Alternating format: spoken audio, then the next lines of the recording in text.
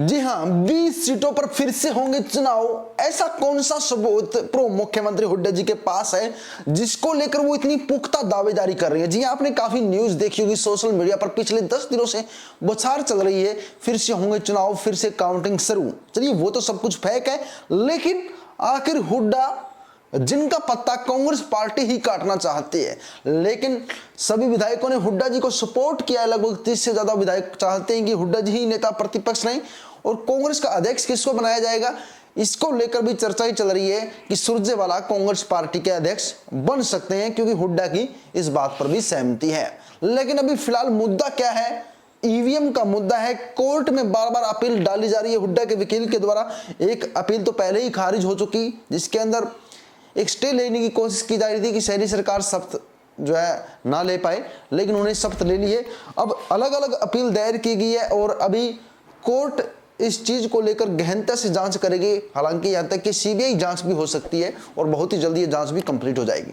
अब आरोप लगाए जा रहे हैं कि मशीनों की बैटरी 99% चार्ज कैसी हुई। जी हाँ, सोचने वाली बात है।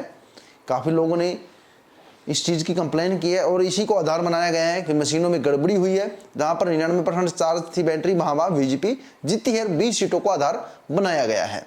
अब बात करते हैं कि आखिर मशीनों की बैटरी 99% चार्ज कैसी हुई। जिस मशीन से पूरा दिन वोट डाले गए हैं, पॉसिबल ही नहीं है कि वो 99% चार्ज हो सके। अगर ऐसा है तो गड़बड़ी है, 100% गड़बड़ी है। अगर आप मानते हैं कि किसी के देखने में गलती हुई, काफी बार क्या होता है कि बूथ पर 3-3 मशीनें रखी होती है, यानी पहली मशीन में तो कांग्रेस बीजेपी के सिंबल आ जाते हैं, 3-3 मशीनें रखी होती है। मान लीजिए पहले मशीन में कांग्रेस बीजेपी के सिंबल, दूसरी मशीन में निर्दलीय, तीसरी मशीन में तक भी निर्दलीय पहुंच जाते हैं, तो ये 2 या 3 मशीन एक्स्ट्रा होती है।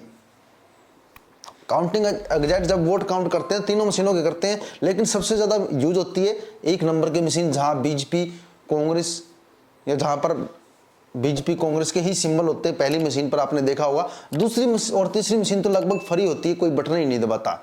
इस कारण यह भी रीजन हो सकता है कि दूसरी तीसरी मशीन की बैटरी 99% इसी कारण रह जाए, 95% इसी कारण रह जाए, क्योंकि वो मशीन यूज ही नहीं होती, वो पड़ी रहती है, सिर्फ ऑन होती है डिजिटली, और जिनकी बैटरी 1 या 2% ही ड्रैग हो पाती है। यही कारण है कि मशीनों की जो पावर है, जो बैटरी है, फुल मिलती है। इसका रीजन ये भी हो सकता है, दोनों ही रीजन मैंने आपको दिया है। पहला रीजन तो ये हो सकता है कि मशीन बदल दी गई हो सकता है, लेकिन अब मानते हैं कि इलेक्शन कमीशन स्ट्रॉन्ग रूम में सिक्योरिटी हाई है, तो मशीन बदलना पॉसिबल ही नहीं है। तो यहाँ पर 99% बैटरी और जो 98% बैटरी बताई जा रही है, वो दूसरी या तीसरी नंबर मशीनों की हो सकती है, क्योंकि वो मशीन चुनाव के अंदर यूज नहीं होती है। आपने भी देखा होगा, आप वोट डालने जाते हैं तो आप एक ही फर्स्ट नंबर की मशीन पर ही बीजेपी कांग्रेस का वोट जो है दबाते हैं, बीजेपी कांग्रेस आईएलडी, क्योंकि जो फाइट होती है, पार्टी होती है, वो फर्स्ट मशीन पर ही होती है।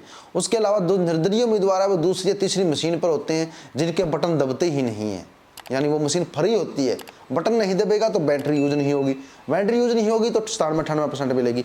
तो यही आधार जो है पार्टी के वकील ने, जो इलेक्शन कमीशन ने यही रीजन बताया था।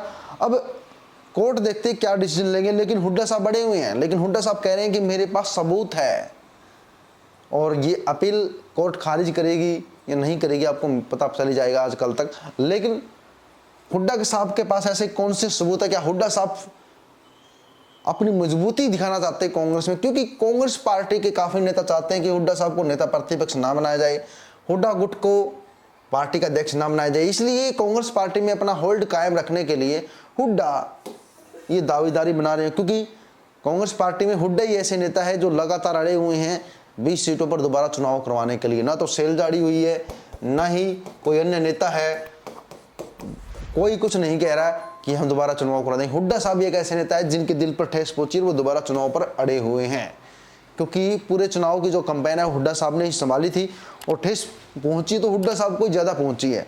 अब हार का कारण क्या है? लोग हार का कारण हुड्डा पे ठोप रहे हैं, लेकिन मैं आपको असली हकीकत बताता हूं कि हार का कारण पूर्व मुख्यमंत्री हुड्डा साहब नहीं है। हुड्डा साहब के विधायक तो जीत गए हैं, कोई 5 या 10 विधायक हारे होंगे, बल्कि 37 जो विधायक जीते हैं कांग्रेस पार्टी के, उसमें से 30 विधायक हुड्डा जी के हैं। तो इसमें कैसे कह सकते हैं कि हुड्डा साहब की चुनावी कैंपेन स्ट्रॉन्ग नहीं रही? हाँ, हालांकि पार्टी के हारने का रीजन हो सकता है कि नेताओं की आपसी सहमति ना बनना, हुड्डा शैलजा की सहमति ना बनना, हर किसी को अकड़ रहना है। अब शैलजा अकड़ रही है कि मुझे सीएम बनना है, कभी कहती है कि मुझे अध्यक्ष बनना है, लेकिन हुड्डा साहब कहते हैं कि आपके अंदर कितना दम है, आप कितनी सीटें जिता सकते हैं, आपके वोटिंग शेयर कितना है, आपके पास 1 या 2% वोटिंग शेयर है, उस पर आप सीएम बनना चाहती हैं।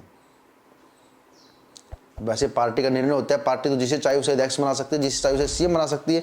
और मैं तो कहता हूँ कि हुड्डा साहब भी कहते हैं कि मुझे सीएम बनना है। हुड्डा साहब को क्यों सीएम बनना है? क्या सीएम बनने के लायक कोई और नेता नहीं है? मैं तो कहना चाहूँगा कि हुड्डा और शैलजा की छोड़िए, पार्टी हाईकमान को पूरा कंट्रोल जो हरियाणा कांग्रेस पार्टी का अपने हाथों में लेना चाहिए और अपना निर्णय स्वतंत्रता पूर्वक लेना चाहिए। अब वोटिंग कर दी, नेता प्रतिपक्ष किसा बनाया जाए? अब जो सभी विधायक थे वो हुड्डा जी के समर्थन में थे। अब अगर विधायकों की मानेंगे तो हुड्डा फिर से नेता प्रतिपक्ष बनेंगे, फिर से हुड्डा जिसे चाहेंगे वो अध्यक्ष बनेगा, क्योंकि सभी विधायक उनके समर्थन में हैं। अब हाईकमान को देखना चाहिए कि धरातल पे हो क्या रहा है। ऐसे में एक अच्छी बात हुई कि जो हारने वाले विधायक हैं उनकी भी सुनी गई, उनकी रिपोर्ट भी ली गई। और अब हुड्डा बीच में मुद्दा उठा रहे ईवीएम गड़बड़ी का, भाजपा पे लगातार आरोप लगा रहे हैं।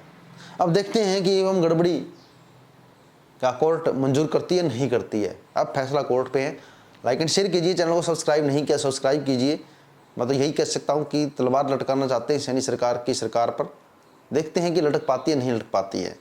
सब्सक्राइब नहीं किया सब्सक्राइब कर लीजिए, शेयर नहीं किया शेयर कीजिए। जय हिंद साथियों।